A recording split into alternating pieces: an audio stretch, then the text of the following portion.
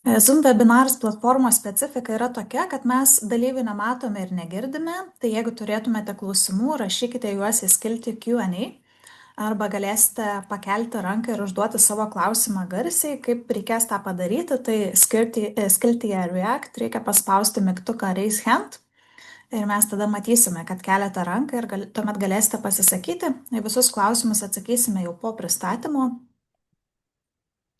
Taip pat norime pakviesti visus mokytojus, kurie dar negauna mūsų leidyklos naujienų, užsiprenumeruoti naujienlaiškį. Jį galima rasti mūsų leidyklos svetainėje baltulankų-vadovėliai.lt skiltyje susipažinkime. Tai šios dienos webinaras yra skirtas aptarti lietuvių kalbos 9 klasės vadovėlius ir pratybas, kurie yra išleisti šiais metais. Esame parengę ir literatūros vadovėlius nuo 5 iki 12 klasės, kurios galima įsigyti mūsų leidyklos internetinėje parduotuvėje. Tai šie vadovėliai turi aiškią struktūrą, juose yra kūrybinės, interpretacinės, analitinės užduotys, kurios yra pritaikytos skirtingų gebėjimų mokiniams, pateikti aktualūs tekstai, taip pat visi reikalingi kūriniai yra vienoje vietoje, gausu vaizdinės medžiagos. Esame parengę ir lietuvių kalbos vadovėlius ir šiais metais, kaip minėjau, naujai išleidome 9 klasės vadovėlį bei pratybų sąsiuvinį ir išleisime 12 klasės vadovėlį. Tai būtent lietuvių kalbos vadovėliuose yra struktūruotas mokymosi turinys. Praktinės užduotys ir pavyzdžiai skatina mokinius ne tik pakartoti taisyklės, bet ir pritaikyti jas realiuose atpažįstamose situacijose, gausų vaizdinės medžiagos. Vadovėliuose taip pat yra įvairių užduočių skirtingų gebėjimų mokiniams, orientuojamas į pasiruošimą egzaminams. Šiuo metu taikome specialią akciją, perkant pratybų sąsiuvinius iš mūsų leidyklos. Tai jeigu įsigijate 7 ar daugiau vienodų pratybų sąsiuvinių, gaunate 15% nuolaidą. Šią akciją galima pasinaudoti būtent iki rugsėjo 30 dienos ir reikėtų pirkti mūsų elektroninėje parduotuvėje baltulankų-vadovėliai.lt skiltis parduotuvė. Tiesiog įsidėkite reikiamą kiekį pratybų sąsiuvinių į krepšelį ir nuolaida bus pritaikoma automatiškai. Ir tuomet norėčiau perleisti žodį 9 klasės vadovėlio bei pratybų autoriams Gretai Jasaitienei ir Irenai Smetonienei.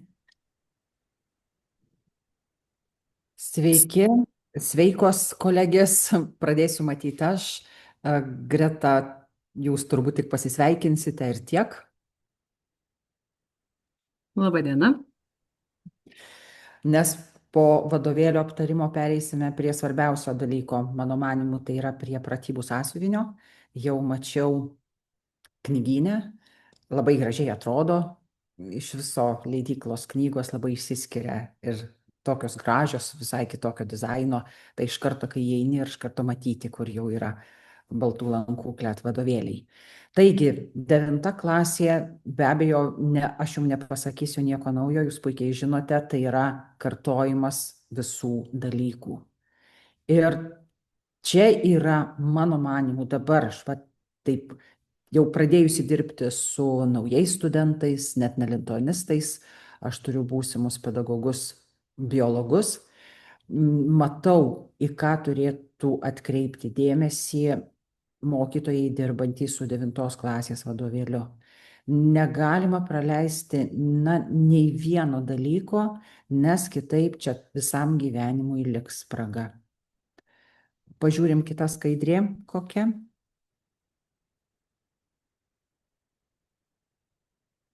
Taip, čia yra turinys. Kodėl ir sakiau, kad yra kartojimas. Štai yra fonetika, yra kirčiavimas, morfologija, rašyba, sintaksė, skyryba. Viskas, kas tarsi eita, bet taškai dar matau nesudėti ant į.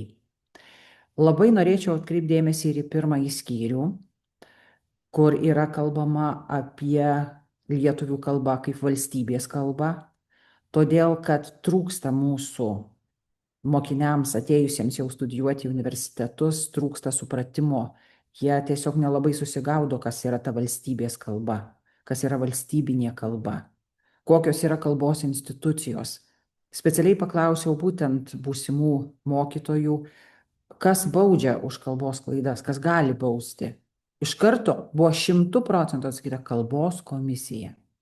Na, bent jau į tuos dalykus atkreipti dėmesį, nepraleisti pirmojo skyriaus. Kol jie dar neįsitraukia į darbą, matau ir iš savo anūkų, kad jie kol kas dar tik toks susipažinimas, dar tik tai visokios įdomybės, tikrai gali pasižiūrėti. Arba aptarėm, kaip tik kalbėjom per pirmą paskaitą su būsimais mokytojais, globalizacija ir kalba. Labai įdomiai. Du kraštutinumai. Vieni sako, kad globalizacija čia nieko blogo nepadarys ir kam ta lietuvių kalba ir kas čia jai atsitiks, nu ir kas čia tokio, ir galim kalbėti net nelietuviškai ir čia viskas bus labai gerai ir dabar mes jau filmus žiūrime ir skaitome knygas nelietuviškas. Kiti atvirkščiai, globalizacija yra baisus dalykas, baisus dalykas. Ot, kad jie pamatytų, kas iš tikrųjų tai yra. Gyvenime jiem reikės ir diskutuoti, dalyvauti įvairiose susitikimuose, na, kad jie tokių nesąmonių nesakytų. Todėl, kad aš ir studentams sakiau, betgi vadovėliuose yra pirmas skyrius, kodėl jūs jo nežiūrite. Arba kalbos ir informacinių technologijų ryšys. Labai daug mes kalbam šiandien apie dirbtinį intelektą. Labai daug. Bet kas jis iš tikrųjų yra, kokios yra galimybės to ChatGPT ir visų kitų dalykų, kada jis taps toks, kokio mes norime. Ir va čia dabar aš jau pereičiau prie tarties dalykų, į kuriuos ir norėčiau atkreipti dabar dėmesį. Kodėl? Todėl, kad jau 3 Liepa ir mes dabar kuriame jau gana tokį gerą atpažintuvą, kuris tarnaus ir atpažįstant tekstus, ir po to bus, kai imta kurti tokie įrankiai, kaip aš kalbuosi su kompiuteriu, aš kalbu, jūs, kompiuteris įrašo, jūs tik tai skaitote, susidūrėme su tuo, kad dalis mūsų žmonių, o mes anotuojame radijų įrašus, ir tiek žurnalistų, tiek ateinančių kalbėti, na, jie nemoka tarti. Jie nelabai supranta, kas yra tartis, kas yra dikcija, kas yra kiekvieno garso ištarimas, kaip tai turi būti. Toks jausmas, kad visi turėtų 100% eiti pas logopedą ir pasimokyti, kaip kalbos padargai turi ištarti garsą.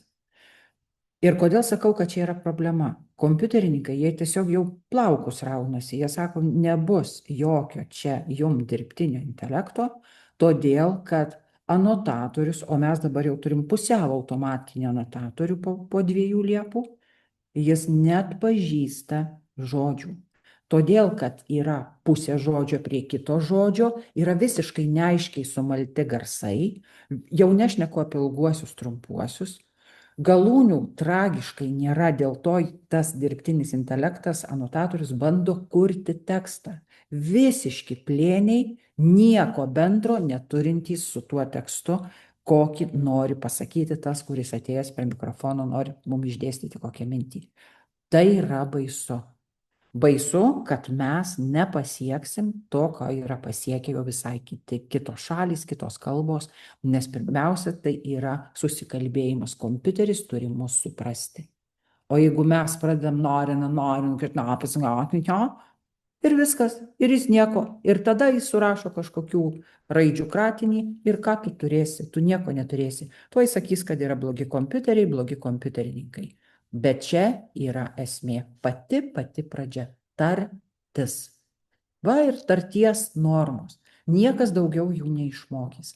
Tai kas, kad aš tie, kurie per mano rankas pereina būsimi pedagogai, juos kankinu tarties ir sakau, kad tuoj jūsų mokiniai mokės geriau už jūs tarti, vis tiek jie nueis į mokyklą ir aišku tars taip, kaip yra įpratę tarti. Kitas dalykas – kirčiavimas. Nežinau, iš kur tas mūsų anotatorius, bet jis matyt yra tam tikra sudėta bazė tokių tobulų kalbų.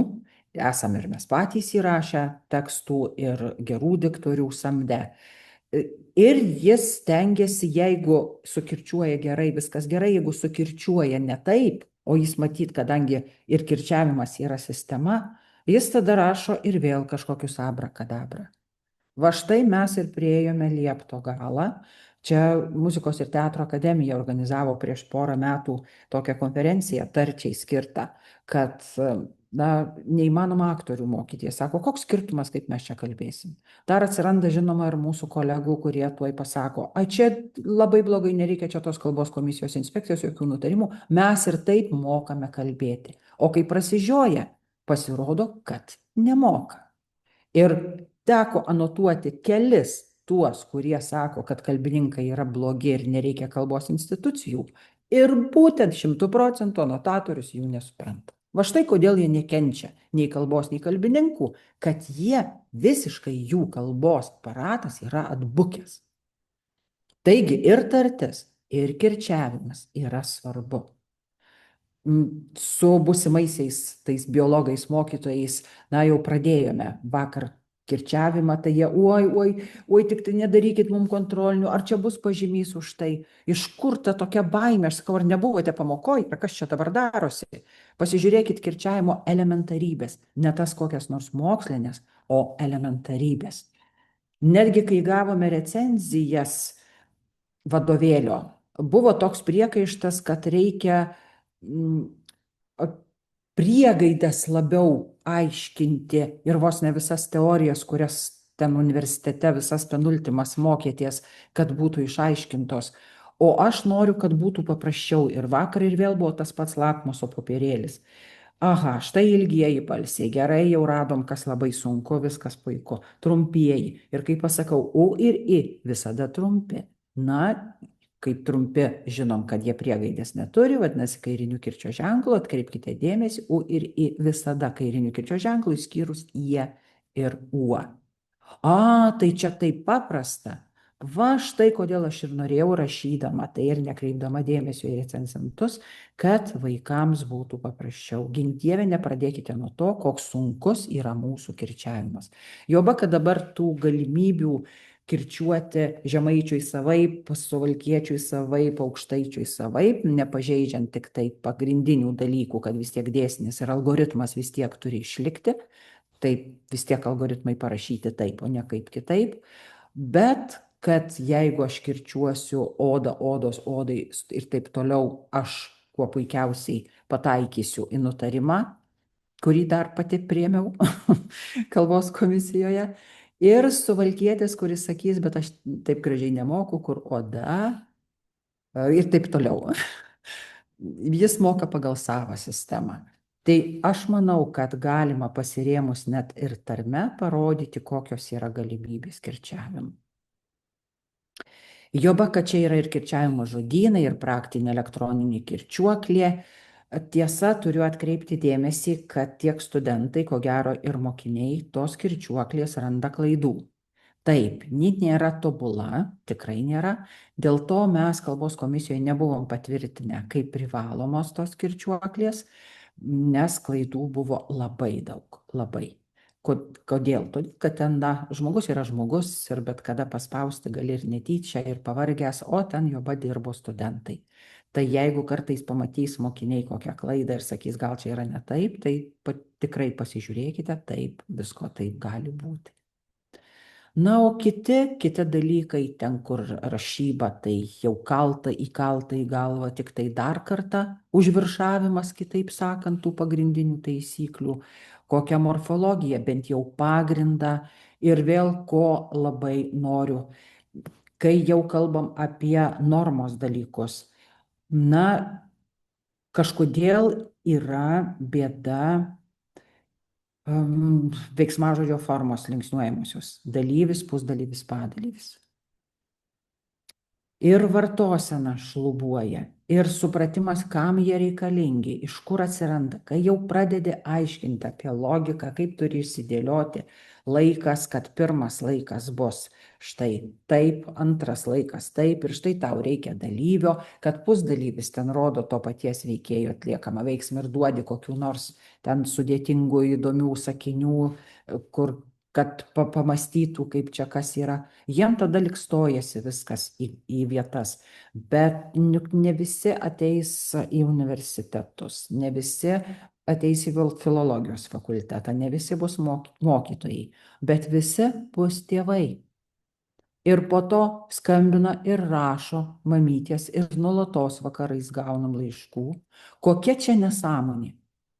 Man atrodo, kai aš mokiausi, buvo kitaip. Tai yra, jūs išmokote, o paskui dar šalia namuose kažkas ir dar bando pamokyti, permokyti ir puikiai suprantate, kokie epitetai skrieja jūsų ir mūsų natūralų pusėn. Tai kai atkreipkite dėmesį, kam jie reikalingi tie dalyviai, kodėl jie yra, aišku, be super didelių, kokių mes ir neįdėjome į vadovėlį, ten, ko jūs mokotės visų gudrybių, kai ateinate į universitetą. Na ir bjaurus dalykas yra sintaksė. Man tai ir dabar truputėlį yra neramu ir vėl knyginę pamačiau ir vėl taip širdis suspurdėjo. Ar viską mes sudėjome, ko reikia mokyklai? Greta pati dirba mokykloje, bet jau dirbo tai tikrai. Tai ji tikrai žino, kaip pateikti. Mūsų buvusi labai gera studentė. Vis jos darbo vadovas gailisi, kad ji nėjo į mokslą, tai aš ją pasitikiu. Jeigu jinai sakė, kad čia užteks, vadinasi užteks. Bet tikrai jūs puikiai žinot, kad ten yra visokių subtilybių. Dėl pažyminio sakinių prijungiamųjų aš netgi rašiau Albinui Drukteiniui kaip kolegai ir kaip savo kraštiečiui, žemaičiui. Ir jisai man atrašė labai įdomiai. Ten yra daug problemų. O ką daryti rašant vadovėlį? O ką daryti mokytojui, jeigu ten yra daug problemų ir nėra taip paprasta atskirti? Tai gali įrašyti kažkokį klasikinį pavyzdį, bet tik paimk tekstą iš šono ir pasirodo, kad net ir asas, didysis asas sintaksės ir jisai sako, kad čia yra problemų. Tai žinau, kad jūsų laukia labai nelengvas darbas 9 klasėje, bet puikiai suprantate, kokia atsakomybė ant jūsų pečių. Gerai, po mano tokios ilgos įžangos pasižiūrėjus į turinį, jau dabar visi perskaitėte, keičiame skaidrę.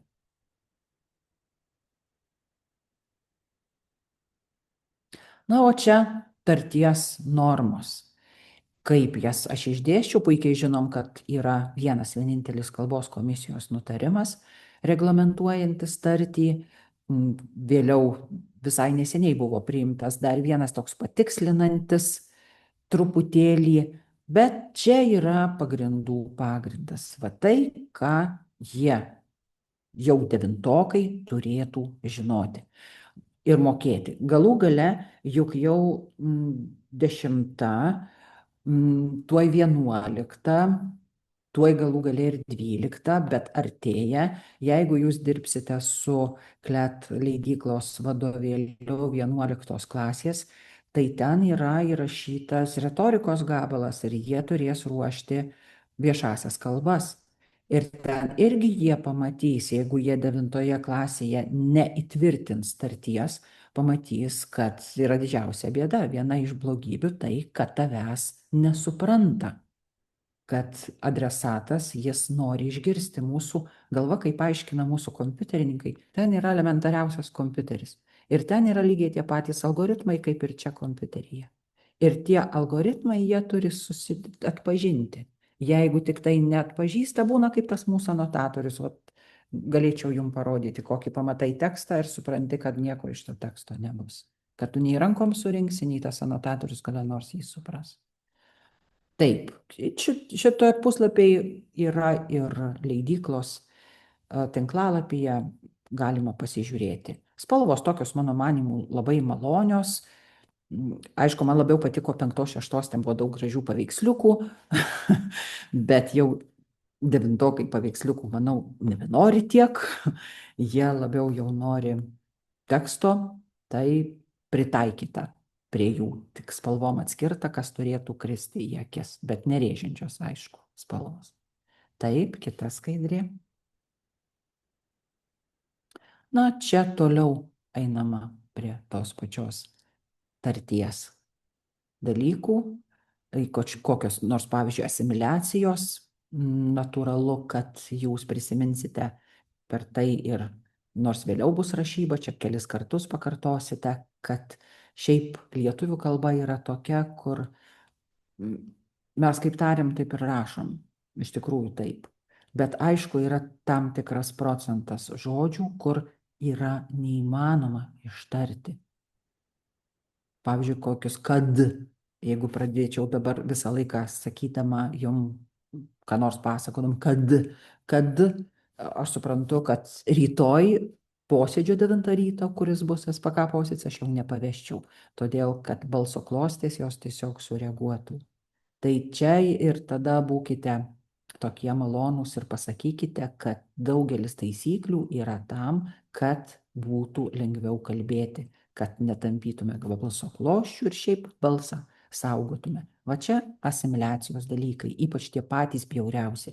O kai susiduria keli šnipščiamieji, tai dar būna didesnė problema, tą atsimenu dar iš televizijos laikų, kaip aktoriai ir diktoriai, jie persirašydavo tekstą, kad nebūtų tokių žodžių, kur bus š ir keli, na, lenkai tą tobulai ištarė, o mes dėja. Toliau. Taip, apie priebalsį J leidau savo daugiau parašyti, nors aš jau ir 5 ar 6 klasėje apie tai rašiau, kad atkreiptų dėmesį. Ir įdomumas čia yra toks, kad kai jūs mokote pusbalsių, tas jotas yra labai įdomus. Šiaip visą laiką balsiai veikia priebalsius, o čia jisai, kadangi yra pusbalsis, jis veikia kitą po jo einantį balsį ir būna jau nebe ta regresyvinė palatalizacija, o visiškai priešinga. Ir kartu, žinoma, rašyba juk dabar yra jau 3 taisyklės. Ir tariam ir rašom, nei tariam, nei rašom, tariam, bet nerašom. Ir puikiai žinom, kad atskirti yra neįmanoma, bet man per visus darbo metus kalbos komisijoje niekaip nepavyko visus 10 metų priprašyti kalbos komisijos, jog mes čia žengtume žingsnį, kokį mums nurodė 33 metais Skardžius, Salys ir Talmantas. Aišku, kad čia buvo ir Jablonskio idėjos, kitaip negalėjo būti. Jeigu tariam, tai ir rašom, jeigu nei tariam, nei rašom, tai tada ten ir nebus to joto. Bet, kaip sakau, man nepavyko, o po to komisijos šitų dalykų kažkaip nebesijėmė. Gal kada nors vis tiek kas nors ateis jaunimas ir sutvarkys šitą vietą. Toliau. Taip, o čia jau kirčiavimo, kaip sakiau, tos pagrindinės taisyklės. Manau, net nemanau, esu įsitikinusi, kad, pripažįstama ir mūsų fonetikos specialistai, mūsų kolega profesorius Kardelis, jis sako, kad nyksta priegaidės ir čia reikalauti atskirti U tvirtapradę ir tvirtagalę, E tvirtapradę, tvirtagalę, ir I, čia jau yra kankinimas. Yra sunku, net dabar tų biologų turiu 2 suvalkiečius. Ir taip bandžiau ir anaip, net ir tie jau, visiškai šitų priegaidžių neskiria. Visiškai. Jeigu atsiranda vienas koks nors, tai net nustembi, iš kur tu čia atsiradai, kad šitas priegaidės atskiria, gal paprasčiausiai jau mokykloje mokytas. Gal ir nereikėtų mokinių gąsdintis tom ilgųjų balsių priegaidėm, jeigu tos priegaidės nyksta, iš tikrųjų, o tikrai, ko gero, taip ir yra, gal geriau akcentuotis dvibalsiai, tie paprastieji, ne ie ir uo, kurie iš tikrųjų yra tik balsiai, ir štai ta pati baisi problema ir yra, kada tvirtapradis, kada tvirtagalis. Mišrieji dvigarsiai, va, į tokius dalykus, kad geriau pasižiūrėti, kad trumpieji būtų ištarti trumpai ir žinotų, kuris tas trumpasis. Tiesiog tokius daugiau praktikos dalykus, jeigu norim kokybiškos standartinės kalbos. O vis tiek mes turim pereiti prie standartinės kalbos, kitaip nieko nebus. Nes kompiuteriai mus nori, nenori privers pereiti prie standarto. Patinka kam nors šitas pavadinimas ar nepatinka? Bendrinės kalbos etapas yra pasibaigęs. Toliau. Na, o čia visokios ypatybės surašytos, kaip matote. Atkreipkite dėmesį, kur galbūt atkreips iš tikrųjų dėmesį iš tuos dalykus, va, pajuodintas toksai. Gerai, galime eiti toliau, nes aš čia jau daug ką pasakiau. Žodžio galo kirčiavimas, kaip matote. Nors dabar jau net stebiuosi, kad nebeišlenda tarmės dalykai, net jeigu kartais, kai ima skaityti tekstą arba kalbėti, tai jauti ir gali pasakyti, iš kurios jis yra tarmės, iš kurio krašto. Bet kai šiaip per seminarus kalbame, visiškai nesigirdi nei aukštaičiavimo, nei žemaičiavimo. Vadinasi, tai, ką mane prieš NN metų mūsų lituanistė be galo puikiai mus žemaitukus mokė, kad nuskambėjo skambutis į pamoką, paspausk mygtuką, bendrinė kalba, nuskambėjo mygtukas į pertrauką, gali pasispausti, kur užrašyta žemaičių tarmė. Tikrai taip. Matau, kad puikiai atskiria. Už tai sakau, kad nori, nenori, bet į standartą mes keliaujam labai gražiai. Taip. Toliau. O čia vis dar toliau. Kirčiavimas. Kirčiuotės. Na, natūralu, tegul pasižiūri kirčiuotės. Irgi susiduriu su labai įdomiu dalyku.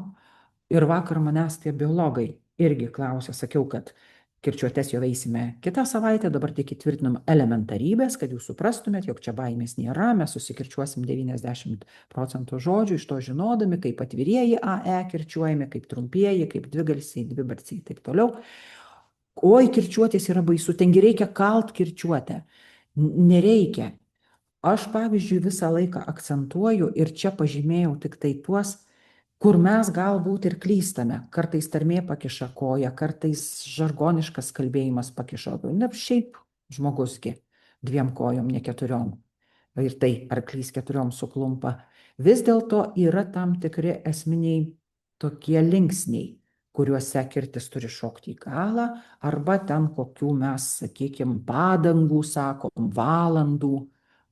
Tai yra geriausia akcentuoti būtent tuos linksnius, jiems duoti kaip pavyzdžius.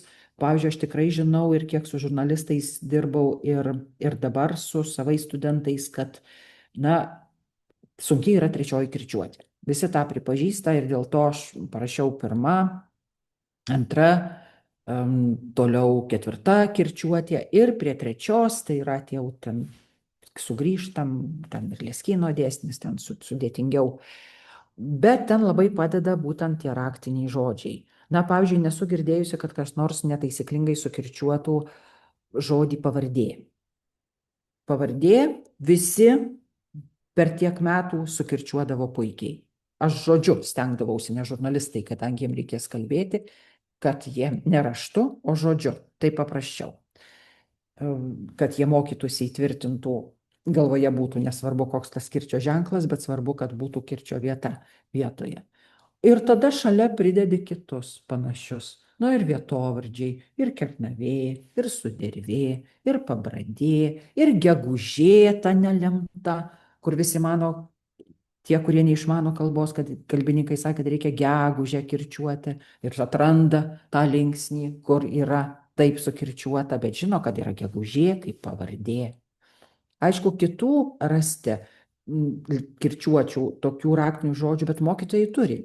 Mokytojai, jie vis tiek patys gudriausi šitoj srity. Mes dar kartais studentams sakydom, trakai kaip ratai, bet reikia dar tuos ratus mokėti kirčiuoti. Ir dar vis ateina tokių studentų, kurie man aiškina, kad pirmosios kirčiuotės ypatybė yra dešininis kirčio ženklas. Na taip, vadovėliuose nėra nei vienam vadovėlį. Atsargiai, gink Dieve, jeigu taip netyčia ir sakydavote, Jie gauna pavyzdį, pavyzdžiui, koks nors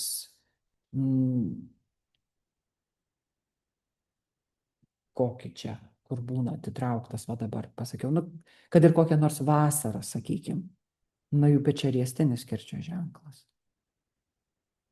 Ir yra kur ir kairinis kirčio ženklas. Tai gink Dieve, tikrai nėra.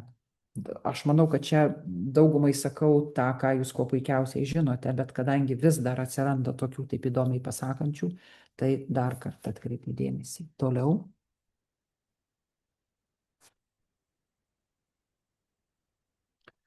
Priesagos, kas yra labai geras dalykas. Kai buvau jauna dėstytoja ir labai norėdavau kankinti žurnalistus, liepdavau iškalti visas priesagas ir duodavau kontrolinį rašyti ir dar rašydavau ten balus. Geras dalykas yra, kad paskui pamatai tą priesagą ir tu žinai, kurie kirčiuotėjai ir tu žinai, kokio linksnio tau reikia. Bet dabar, kadangi mokiniai turi prieš akis, manau, kad jiem užtenka pasižiūrėti, kas liks galvoje, tas liks. Bet priesagos geras dalykas. Taip. Na ir dabar galėsime jau greitai prabėgti. Toliau galima. Va, kirčiavimo žodynai. Čia Greta labai gražiai šitą skyrelį parašė, viską sudėjo, nes jin žino, ko jinai vadovaujasi. Va, ir dėl kirčiavimo variantų. Nes čia ne iš mokytojų ir ne iš mokinių, bet girdėjau iš kalbos tvarkytojų, kurie sako, gerai, jūs priėmėte nutarimą, va, kuris čia yra mano įdėtas, kad du variantai gali būti, kaip sakiau, ta proga ir proga, oda ir oda, įda įda ir plentas ir plentas. Nu, aš niekada neišmoksiu plentas sakyti, aš vis tiek sakysiu plentas ir ačiū Dievui, kad lieka du variantai. Bet tada jos sako, mes kai konsultuojam, mes sakom, bet pirmas variantas vis tiek yra prestižinis. Jokiais būdais. Abu variantai yra prestižiniai. Tik negali būti, pavyzdžiui, oda ir po to jau kokia nors su oda, kad jau taip nebūtų. Čia kaip mūsų mylima dėstytoja ir jūsų dėstytoja Pakerienė sakydavo, čia yra kefyras su vynu. Žinom, koks rezultatas. Tai va, čia kai sumaišomos sistemos. Bet jeigu tu vieną variantą kirčiuoji nuosekliai iki galo, kitą variantą nuosekliai iki galo, tai jokių problemų nėra. Jokių prestižinių iš dviejų variantų nėra. Toliau. Čia gražus tekstukai. Gretos kai ką su ChatGPT rašė ir visai ten neblogai parašė. Va, štai skyrelis, ko išmokome. Visokiais būdais čia šiemet mums padėjo ir mūsų projektų vadovė. Ir trumpinom, dėjom tik tai labai sukoncentruota, kad jeigu reikės pasižiūrėti, nereikėtų vartyti niekam, nei mamai, nei tėčiui, nei vaikui vadovėlio, kad jis galėtų pasižiūrėti, ko išmokome, kad čia būtų pagrindinės taisyklės dar ir su pavyzdžiais. Taip, toliau.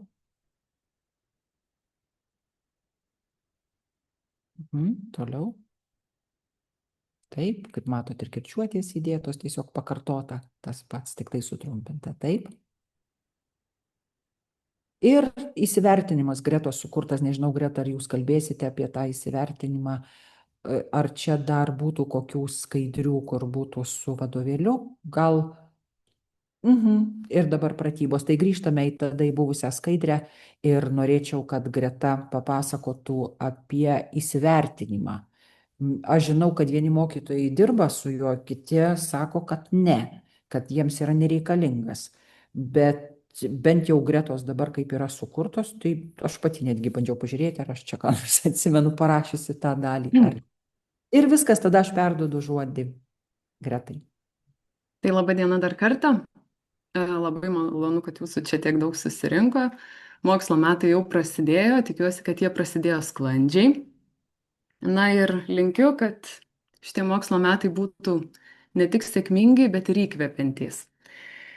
Ir dėkoju Irenai už vadovėlio pristatymą ir tikrai sutinku su kiekvienu žodžiu. Čia šitoje skaidrėje matote įsivertinimą. Tai įsivertinimo skyrius čia yra tam, kad mes pasižiūrėtume, ką mokiniai išmoko, Ir, na, norėjome sumažinti truputėlį darbo mokytojams, kad galėtumėt šitą užduotį skirti galbūt mokiniui atlikti savarankiškai. Gal norėsite jį patikrinti klasėje, tarkim, ką išmoko duoti kaip kokį savarankišką darbą. Ir po to pamatysite, kai kalbėsiu apie pratybas, galbūt tas pratybas jau kas nors turite, tai pratybose lygiai toks pats skirelis įsivertinimas, analogiškas, tik su truputėlį kitokiamis pakeistomis užduotimis, yra ir pratybose. Tai reiškia, kad jūs turit jau du variantus, kuriuos galite naudoti kaip kažkokią patikrinimo užduotį. Na, Irena, manau, vadovėlį pristatė labai išsamei, tai aš apie vadovėlį gal dar labai trumpai norėčiau akcentuoti kelis labai svarbius dalykus. Tai vienas iš tų dalykų yra, kad teorija dažniausiai ir daugiausiai yra pateikiama schemomis, kažkaip paprasčiau, lentelėse, kad mokinys matytų, kur, kas ir kodėl, nes, na, mano patirtis rodo, kad šitaip mokiniui yra labiausiai suprantama. Na, aišku, tų mokinių yra visokių ir labai skirtingų, bet tam jau esate jūs, kad galėtumėte pakreipti tą mokinį tinkamą linkme.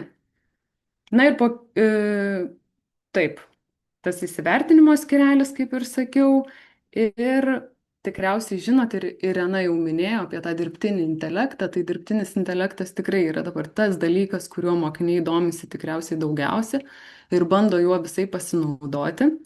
Tai pabandėme padaryti tai ir mes, ir sugeneravom tam tikrų tekstų ir užduotise jų yra, kad mokinys, galbūt ir jūs pamatytumėt, na, kokios yra galimybės. Ir buvo išlaikyta pusiausvyra, tarkim, yra užduočių tiek pratybose, tiek vadovėlyje, kur yra ir tekstų generuotų dirbtinio intelekto, ir šiuolaikinių kūrinių, ir iš klasikos, ir iš įvairių internetinių portalų. Taigi, na, toks balansas, kad matytumėm ir pajustume tą kalbą įvairiais aspektais. Mano manimu, tai leidžia ugdyti tą stilistinį kalbos pajautimą. Ir, žinoma, taikyti kalbos žinias įvairiuose kontekstuose. Na ir galėtume tikriausiai pereiti prie pratybų. Dar taip, ir čia matote turinį. Tai pratybas sudaro 4 skyriai - fonetika ir kirčiavimas, morfologija, sintaksė ir skyryba ir kompleksinės užduotys. Tai visiškai taip kaip vadovėlyje, tik tai čia nėra pirmo skyriaus, na, nes tų užduočių nėra tiek daug, ką iš pirmo skyriaus galėtume padaryti. Tik tai, kaip ir minėjo Irena, na, neprašokite to skyriaus, pabandykite, na, skirkite bent kelias pamokas pakalbėti apie tuos dalykus, kurie svarbus mums apskritai. Temos ir skyreliai visiškai atitinka vadovėlį, tą vadovėlio medžiagą, todėl vadovėlyje yra gal šiek tiek mažiau užduočių. Ir kaip matote, čia dar kartelį, kad kiekvieno skyriaus pabaigoje yra įsivertinimas. Gal galėsim pereiti tada toliau ir matysim antros skyriaus morfologijos tą vieną poskyrį, tai yra rašyba pagrindinės taisyklės. Ir prie vadovėlių užduočių čia dar, na, tikriausiai aš jų visų nekomentuosiu, galima praeiti truputėlį. Yra 11 užduočių. Ir dar pateiktas jums kaip pavyzdys yra įsivertinimo tas skyrelis, kaip jis atrodo. Tai jis labai panašus į vadovėlio. Galim dar toliau keliauti. Čia tos 11 užduotėlių ir jau matote kitoje pusėje įsivertinimą. Na ir jis baigiamas štai tokia lentelė. Įsivertinimo skyreliuose visada yra rašoma, kiek taškų skiriama už tam tikrą užduotį, kiek atimama už klaidą. Ir labai lengvai galite suskaičiuoti tuos taškelius, arba mokinys pats gali susiskaičiuoti, jeigu savarankiškai atlieka tą užduotį ir pasitikrinate, ir pasižiūrėti, na, kokį balą jis gauna ir kokį lygį pasiekia, ką reikėtų dar tobulinti. Mano manimu įdomiausias, tikriausiai man įdomiausias, nežinau kaip pasirodys jums, yra tas paskutinis skyrius, kurį pavadinau kompleksinėmis užduotimis. Tai čia matysim kitoje skaidrėje tikriausiai. Ir ko nepaminėjau, tai kad tiek vadovėlėje, tiek pratybose pateikiamos užduotys įvairių gebėjimų mokiniams, bet šitas paskutinis skyrius, mano manimo, yra skirtas gabesniems mokiniams, kuriems reikia gal papildomos medžiagos, papildomų užduočių, jie gali padaryti daugiau, ruošiasi pupui, pavyzdžiui, intensyviai arba kitiems kažkokiems egzaminams, tai manau labai naudingas tas skirelis. Ir ką mes čia matom? Čia matome tekstukus apie Joną Jablonskį. Tai yra atsiminimai apie Joną Jablonskį ir reikia padaryti įvairių užduočių. Tai pirmiausia įrašyti praleistas raides, po to paaiškinti rašybą, vėliau skyrybą jau kitoje skaidrėje matysim. Vieną ištrauką reikia sukirčiuoti ir nustatyti kirčiuotės kelių žodžių, vėliau morfologiškai išnagrinėti žodžius, analizuoti žodžių darybą ir gal galima pereiti į kitą skaidrę, kad matytumėte. Ir galiausiai parašyti pasirinktą temą pastraipą. Na tai, kaip matot, tikrai labai naudinga ruošiantis pupui. Ir čia gal yra svarbus dalykas dar vienas, kurį norėčiau paminėti, tai kad nesvarbu, kad vadovėlis ir pratybos yra 9 klasiai, bet mano manimu visas turinys ir visa medžiaga yra labai naudinga 10-okams, kurie ruošiasi egzaminui, kurie nori geriausių rezultatų. Todėl labai drąsiai galite panaudoti tam tikras užduotis ne tik 9-okams, bet ir 10-okams, ypač šiais metais, jeigu, tarkim, trūksta medžiagos, iš ko ruoštis, kaip ruoštis, tai tikrai turėtų padėti. Ir, 10 klasėje pagal tą atnaujintą programą tas 10 klasės turinys yra truputėlį siauresnis, tai jeigu reikia prisiminti tam tikras taisyklės, kažkokią teoriją, kurią pamiršom gal nuo 5 klasės, pavyzdžiui, žodžių rašyba, nosinės ir panašiai, tai tikrai galime grįžti ne į 5 klasės vadovėlį, į 9 klasės vadovėlį ir pasižiūrėti, ką praleidom, ko neprisimenam, ką reikia pakartoti.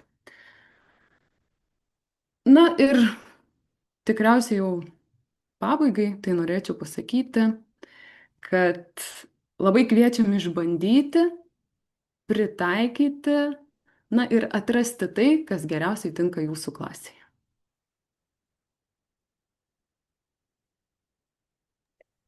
Taip, tai tada ačiū autoriams už pristatymą. Dabar galime skirti laiką klausimams. Jeigu turite klausimų, rašykite juos į skiltį Q&A arba galite pakelti ranką ir tuomet užduoti savo klausimą žodžiu. Tai tiesiog reikia paspausti Raise Hand mygtuką, kurį rasite skiltyje React. Buvo čiate klausimų. Į visas mokyklas esame išsiuntę pavyzdinį 9 klasės vadovėlio dovanų, taip pat siuntėme ir 7 ir 8 klasių pratybų sąsiuvinius. Tai jų ieškokite savo mokyklos bibliotekoje, jau visos mokyklos turėjo juos gauti. Jeigu kartais negavote, tai tada galite parašyti mums elektroniniu paštu švietimas@elankos.lt ir suteiksime visą informaciją. Taip pat mūsų leidyklos išleistų vadovėlių visus skaitmeninės versijas galima rasti platformoje OPIK, tai būtų www.opik.lt. Tai ši platforma šiais metais mokytojams yra nemokama, tiesiog svarbu būti užsiregistravus ir prisijungus prie šios platformos, kad matytumėte visus skaitmeninius išteklius. Taip pat yra ir pratybų atsakymai, tenai juos galima rasti. Tačiau prieimą prie jų turi mokyklos, kurios yra įsigijusios 7 ar daugiau vadovėlių, būtent 9 klasės. Buvo dar vienas klausimas, ar yra išleistos 9 klasės teksto suvokimo ir teksto kūrimo pratybos. Tai būtent tokių pratybų nesame išleidę, bet Greta, galbūt mūsų išleistose pratybose yra užduočių skirtų teksto suvokimui. Teksto suvokimui tikriausiai nelabai, daugiau gal yra kažkur vadovėlyje užduoti tam tikri klausimai, kuriuos reikia pasvarstyti, aprašyti ir panašiai, galbūt tam tikrą tekstą panagrinėti truputėlį, ne tik gramatiškai, bet ir atlikti tą mini teksto suvokimą. Pratybose gali būti, kad irgi aš dabar taip tiksliai neatsimenu, galbūt yra vienas kitas, kur reikia kažką pasvarstyti, bet didžioji dalis, na tai yra pagal tam tikrą tekstą, kaip ir sakiau, tose kompleksinėse užduotyse, e, paskaityti jį, atlikti gramatikos visas užduotis, na ir tada pasvarstyti, parašyti pastraipą.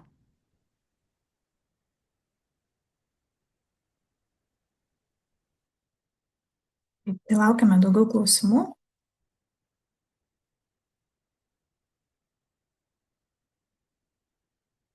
Dar norėčiau informuoti, jeigu norėtumėte gauti pažymėjimą už dalyvavimą šiame webinare, parašykite mums elektroniniu paštu projektai@elenkos.lt. Matau, kad Neringa kelia ranką. Neringa, galite pasisakyti, paspauskite mikrofono ikoną, unmute mygtuką ir tada galėsite šnekėti. Pasirodo, veikia, tikriausiai girdite. Taip, girdim. Aš norėčiau pasitikslinti dėl OPI, kadangi mokykla turi ar ne patapti kažkas administratoriumi ir tokiu būdu galės būti priregistruoti mokytojai prie sistemos ir naudotis vadovėliais. Taip. Mes rašėme laišką penktadienį, bet mes dar neturime atsakymų. Tada galvom, gal reikia kažkokį oficialų laišką rašyti, kaip tai reikia padaryti. Tai iš tikrųjų tiesiog jums reikia parašyti į info@opik.lt, kadangi būtent šią svetainę administruoja mūsų partneriai OPIK, tai jie jums atsakys, jeigu ilgai nesulaukėte atsakymo, tai iš tikrųjų atsiprašome, nes daug užklausų šiuo metu, bet galite mums ir į leidyklą parašyti, pasistengsime padėti. Ačiū Jums už atsakymą. Yra vienas klausimas skiltyje Q&A. Galiu jį perskaityti, tai Gabrielė klausia, kaip sudominti mokinius mokytis kirčiavimo, nuo ko reikėtų pradėti, kad jie nejaustų baimės. Pastebiu, kad vos tik išgirdę žodį kirčiavimas, mokiniai dažnai reaguoja neigiamai ir praranda motyvaciją. Gal autorės galėtų atsakyti? Nežinau, gal aš iš praktinės pusės, Irena, tada papasako savo patirtį. Na tai mano 9-okai ir 10-okai vėl yra įsigandę to kirčiavimo. Tai aš jiems sakau labai paprastai, žiūrėkit, kirčiavimas nėra sudėtingas, jeigu jūs išmoksit kelias esminės taisyklės. Išmokstame, pabandome pritaikyti ir žiūrime, kad išeina. Tai nereikia sakyti, kad čia dabar pati baisiausia lietuvių kalbos gramatikos tema - kirčiavimas. Ne, tai nėra taip sudėtinga, bet kažkodėl aš irgi pastebiu tą tendenciją, ypač pereidama iš vienos, tarkim, mokyklos į kitą, kad visi vaikai yra išsigandę kirčiavimo. Bet jeigu mes pradedam ir truputėlį daugiau negu reikia, na, tarkim, 5 klasėje kirčiuoti, tai ta kirčiavimo baimė labai greitai dingsta. Tai jeigu turite 5-okus, tai drąsiai jiems galite sakyti, kad kirčiavimas nėra baisus, išmokime kelias taisyklės, pamatysit, kaip jas galim pritaikyti ir viskas. Na ir po to keliaujam kiekvienais metais truputėlį daugiau ir daugiau. O aš grinai iš praktinės tokios irgi pusės, tik tai greta iš savo, o aš iš savo. Tai man studentai sako, kad, na, jų mokytojai, kai kurie, pradeda nuo to. Oi, dabar bus kirčiavimas, bet aš ir pati nemoku. Nes čia yra labai labai sunku, čia neįmanoma išmokti. Na, jeigu jie taip sako, aš manau, kad dar atsiranda tokių mokytojų. Tikrai netarptų, kurie čia matyti yra, bet atsiranda. Tikriausiai, kad taip. Kitas dalykas iš namų. Pavyzdžiui, vakar viena mergaitė iš Panevėžio sako, man mama sakė, tu net nesistenk, vis tiek neišmoksi. Jeigu pradedam nuo to, ir aš kai pradėjau tą seminarą ir sakiau, kirčiuoti yra labai lengva. Taip, taip, sakau, pamatysit. Nu, taigi reikia lygiai taip pat, kaip žengti pirmą žingsnį mokytis, tai ir va čia lygiai tas pats bus. Bet jie ateina jum į pamokas, jau nuteikti namuose, nes mama sakė, net nesistenk ir neišmoksi. Dar paskui, jeigu atsiranda mokytojas, kuris pasako, kad taip jau yra neįmanoma išmokti ir viskas. Vat yra tas pirmą dieną, pirmą kartą saldainis. Kokį saldainį jūs sugalvosite, toks ir bus. Ir aišku, kad nuo mažiukų reikia, nuo mažiukam jau reikia pasakyti. Čia labai lengva. Mes puikiai mokom. Nesakau, kaip man sako, oi, kalti reikės kirčiuotės. Kai pradėjau sakyti, kai kurios linksnius įsidėmėti reikia. Ne, ten reikia visą iškalti. Va čia ir yra mūsų visos bėdos. Gal truputį prigazdinam, o paskui jau viskas. Ir vadžių atleisti nebeįmanoma.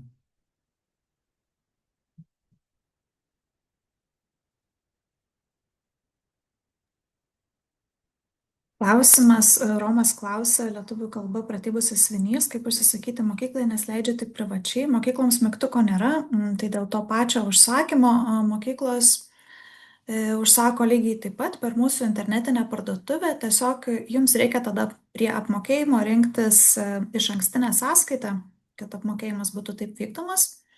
Ir tiesiog rekvizituose jau tada nurodyti savo mokyklos visus rekvizitus ir sąskaita yra išrašoma kaip mokyklai.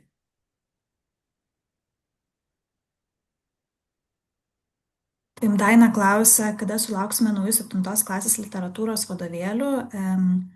Tai Daina, jeigu esate užsakiusi, tačiau dar nesulaukite užsakymo, tai atsiprašome, iš tikrųjų dėl didelio krūvio su užsakymais gali būti, kad šiek tiek vėluoja, bet tada parašykite mums elektroniniu paštu vadovėliai@elankos.lt.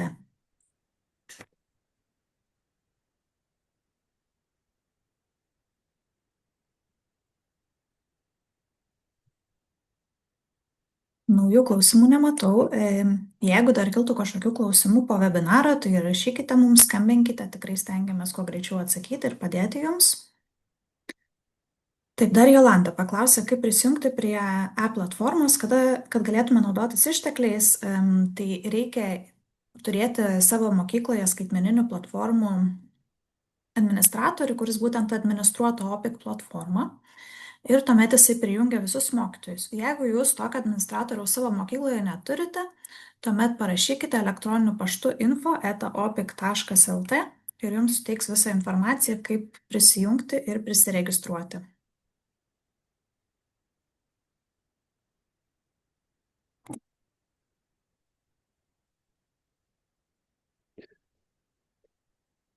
Na, dar vienas klausimas.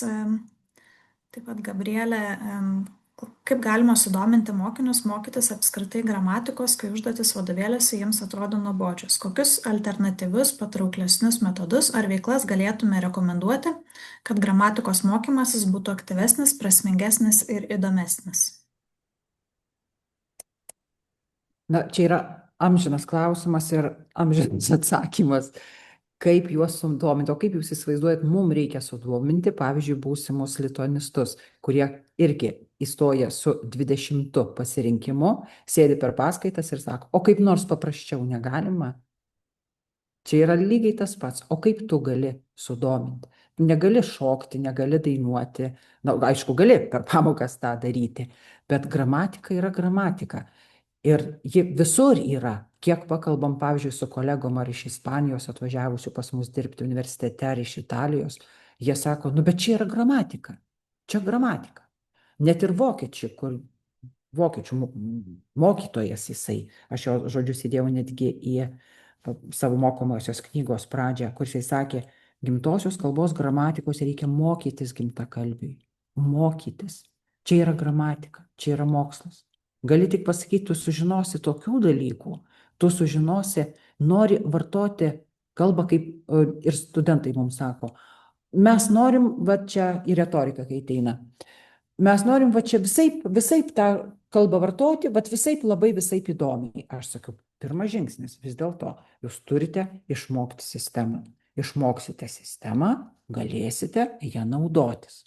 Jeigu tu nežinai dalyvio, kas jis yra, ir net jau apie mokėjimą net nekalbu, tai kaip tu jį panaudosi, pavartosi, tu nežinosi kaip, tu pirma išmoksti, o tik tada gali su juo kažką daryti. Tai yra visiškai elementaru, visiškai.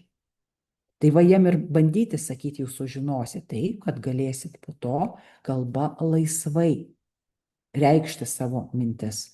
Laisvai, nes laisvė, na, pirmiausia, tai yra labai aiškios taisyklės. Na, aš gal dar pridėčiau. Tai iš tikrųjų mes norim tą kalbą naudotis, ar ne, ir kad ji mums padėtų, ne mes kažkaip tarnautume jai. Atsiprašau. Tai labai svarbus dalykas yra tas, kad motyvuoti mokinį reikėtų pirmiausia sakant, kad tai nėra sudėtinga. Mes čia vėl grįžtam prie to paties, bet reikia išmokti. Ir kai mes išmokstam, didžioji dalis dalykų pasidaro paprasti ir pakankamai įdomus.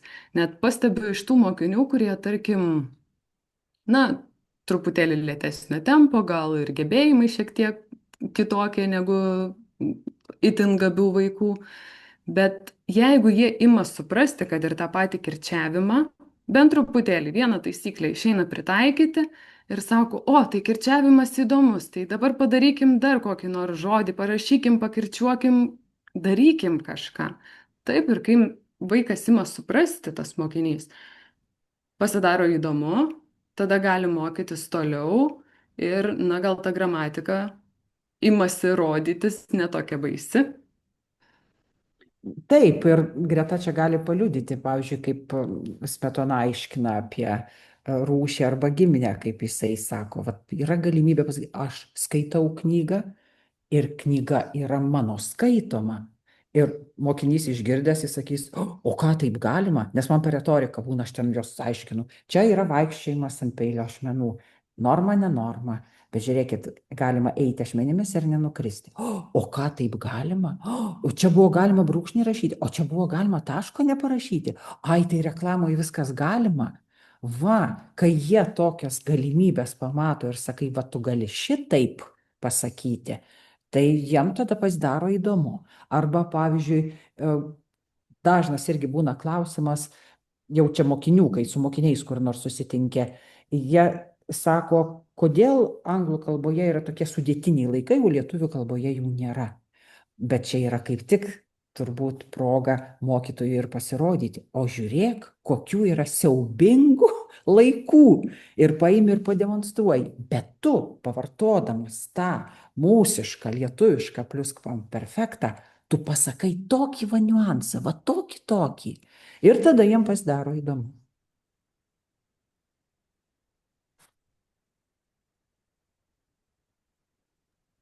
Dėkojame už atsakymą.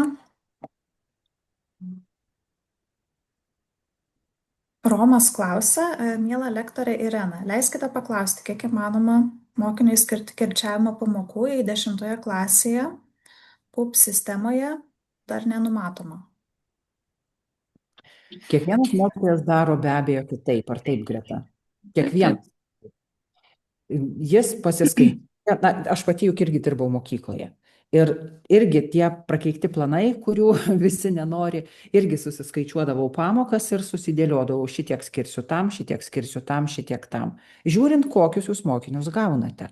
Jeigu kažkas dirbo su jais labai puikiai 5 klasėje, tai jums užteks gal ir poros pamokų, jūs pamatysite, kad jie moka, spausti jiem, kad jie visus ženklelius sudėtų griežtai, kad čia duosiu kontrolinį ir kad ženkliuko neparašys bus amen. Bet jeigu matot, kad jie visiškai normaliai kalba, na tai tada galima prabėgti ir šuoliais.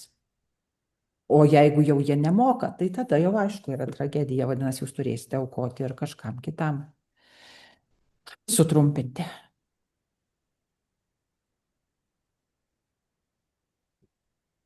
Karolina dar klausia dėl OPIK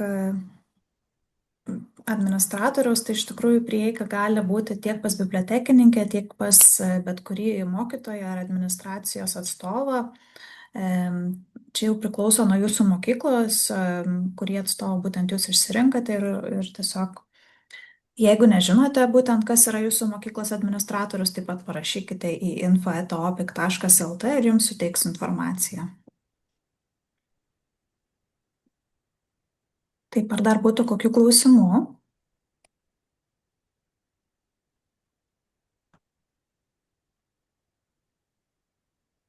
Iš tikrųjų, mūsų webinaro laikas jau į pabaigą.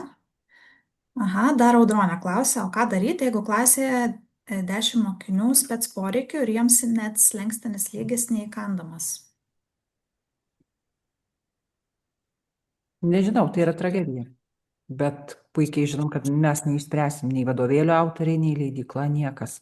Čia yra švietimo ministerijos, kaip žinote, sugalvota integracija ir paaiškiai žinote, koks yra iš to rezultatas. Tik užjausti galiu tokius mokytojus.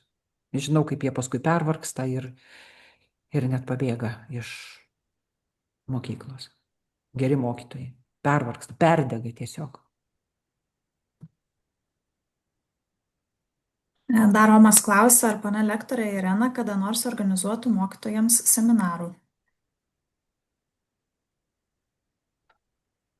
Jau ne gal. Visokių seminarų gi būna, šiaip, na, aš labai daug kvietimų gaudavau, bent jau anksčiau, atvažiuoti, susitikti su mokytojais. Nežinau, ar yra kažkokios įstaigos, organizacijos, kurios tokius dalykus organizuoja. O šiaip, na, galima, bet tai jau ko gero būtų ne mano, o būtų kelių, nes ką aš ten viena, jūs ten mokysiu, čia reikėtų mokyti abipusiai, jūs mane, aš jūs. Bet tokiu atveju jau reikėtų žiūrėti, galbūt ar universitetas sumąstytų, kad būtų kompleksinės tokios paskaitos, kad čia būtų ir tos pačios fonetikos, ir mano dalyko, ir morfologijos, ir sintaksės galų gale dėstytoja mūsų labai šauni, jauna ir prisiskaičiusi visokių užsienietiškų madų. Būtų labai įdomu. O iš manęs vienos gal nebūtų tiek naudos, juk vis dėlto mano reikalas yra norma, retorika, stilistika.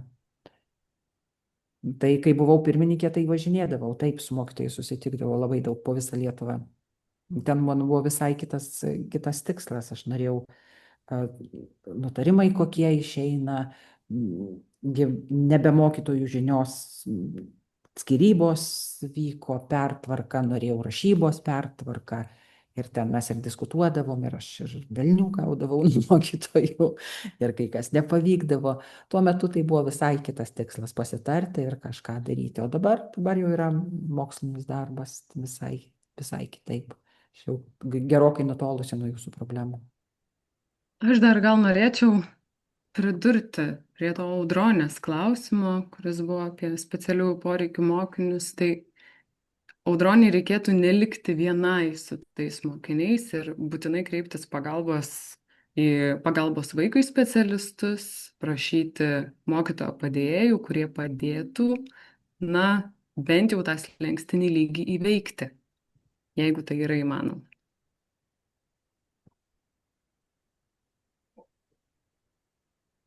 Dar kelia ranką Rimvydas. Rimvydai, galite užduoti savo klausimą, paspauskite mikrofonui mygtuką ir galėsite šnekėti.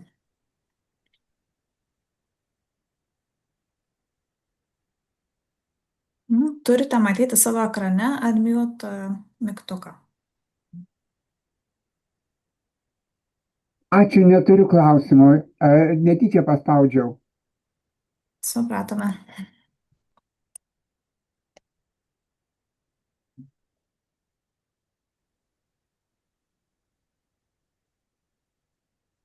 Ar būtų dar klausimų?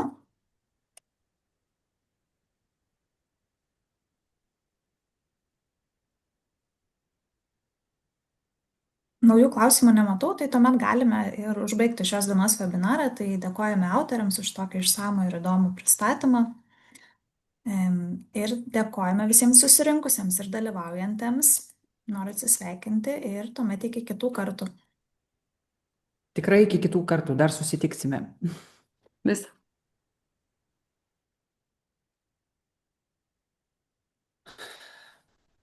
Ate, Greta. Iki.